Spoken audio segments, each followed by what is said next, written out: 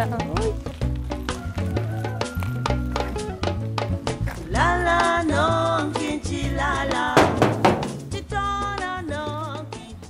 and a friend are trying their luck in the wealthy Nairobi suburb of Langata, cold selling their services door to door.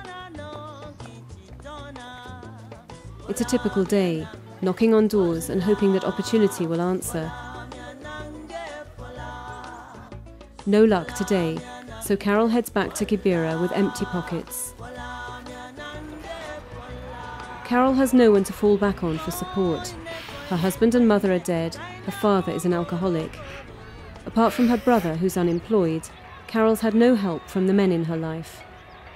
I like a hard-working man who cares for his family, who minds about his family, you see. But there is someone that I do hate. There's a man who forsakes his family, you see. A man who is brutal, who is harsh, who is always land card, who is always fighting with his wife. I really hate such a man. Also, as they live in the world that we are living today, I can see that women are the ones who are working hard to make their family survive. So, I don't worry. In my case, I don't worry. I really have.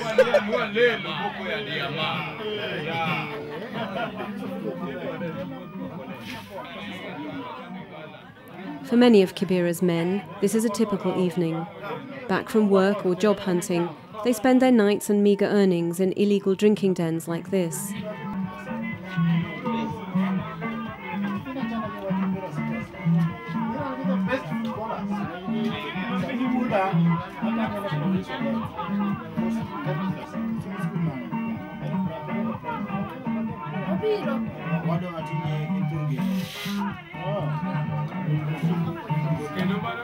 Dennis Onyango has spent a large part of his life in Kibera and is a regular at this bar.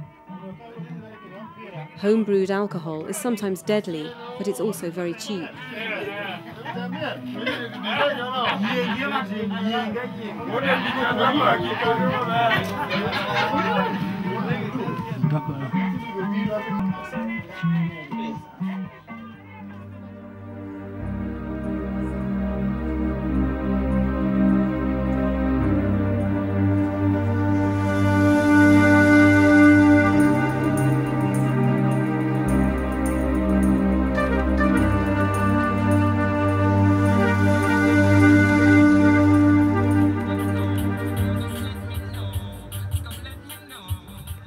Dennis fell into poverty when his father left his mother for another woman. Forced out of school because of unpaid fees, he ended up in Mombasa, where he found work as a DJ. Life was good until intertribal fighting forced Dennis back to the safety of Nairobi. Sasa tulirudi sasa huko mtaani ikakuwa searching. Sasa huko ulikuwa shazoea pia kushika pesa nguvu, maisha ya maana, maisha pia ilikuwa ishaendelea mzuri, nilikuwa naishi kwa club, room ya self contained, vitu kama hizo. Sasa ukirudi tena mtaani, sasa una vitu kama hizo hazionekani. Sasa unapata mabesti temptations pia, mabesti unapata kaa besti yako wa kitambo, ule mko alikuwa boy nyuma yako, siku hizi ni mtinti sana. Ameshikana, ako mzuri. Reason why vile manga.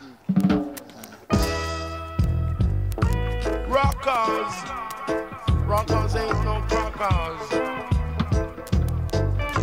Physical this, real carbons, eh? Teriye nga marwa. Him broke one skank on the goalie bank. Me say them broke.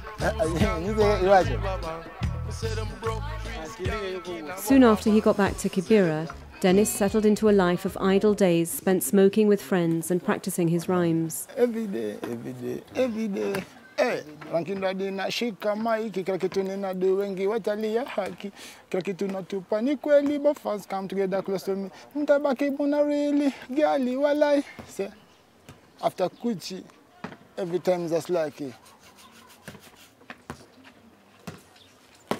Sasa niko na mabeste wengi. Alafu mabeste sasa kwa maboja vidungi. Sasa mchuma. Sasa ni pia kwa kani niligro kwa mkona gava. Mr. Budamu pale kwa polisi hapa dog section hapo Langata. Sasa ile kidungi ilikuwa niko common sana. Sababu Buda kuna kamiga na acha kwa meza, vitu kama hiyo. Sasa niko nimejua ku dismantle, ku assemble. Sasa di sama boys akaanza niaje tuwashezi burungo. Sasa nikaanza get wakisia kuziosha kwenye ma cleaning nini. Sasa couple of hivyo sasa pia time pia maboys wamekosa partner, pengine wanataka kwenda biashara kaya mtu 4 au kwa mtu 3. Pengine uko umeenda uko umestaiza masama ndio kama niaje. Sitende hivi bana, itakuwa ni kitu ya dakika 5 hivi inaishaisha. Unaenda una hit ya kwanza unapata inakuwa successful. Sasa hapo ndio inaongeza ya pili sasa. Na ya 3. Alafu ya 4, alafu sasa unakuwa used to. And the natty trade junk. No ball cannot sat around the natty trade. Bandwagon outside. Do not sat up on the natty trade. Bandwagon. With such high levels of unemployment, many young men turn to crime as an obvious ticket out of poverty. Many end up in prison or dead. Bandwagon outside. Do not sat up on the natty trade. Bandwagon. Not at all outside. Leaving women like Carol to pick up the pieces. Yes, I have said that I'm a single mother, I'm a single parent. I'm the one who has to meet all the needs of the kids. Also, I'm HIV positive. The biggest problem in this case of being positive is that I can say most of the times you are very weak. You don't have enough strength to work, or you don't have enough strength to meet all the daily needs that you're supposed to do.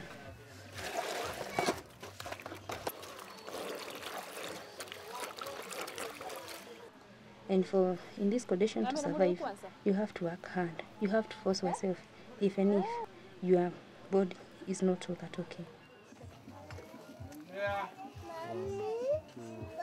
Carol had no idea that her husband was dying of AIDS until he finally confessed to her on his deathbed. Overnight, her life changed. And having already lost her husband, she then lost the support of her family as well. Carol was living with her husband's family when he died, but they threw her out of the house when she told them that their son had died of AIDS and that she was HIV positive.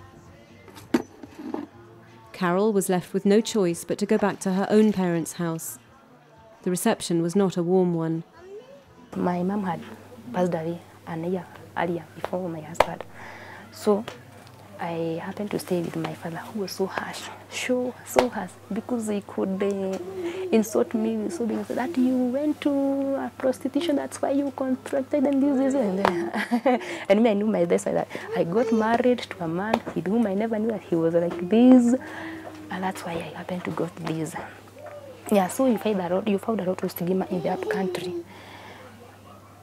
Okay, I happened to learn that in rural areas, there are some good facilities that are being provided to those people who are positive.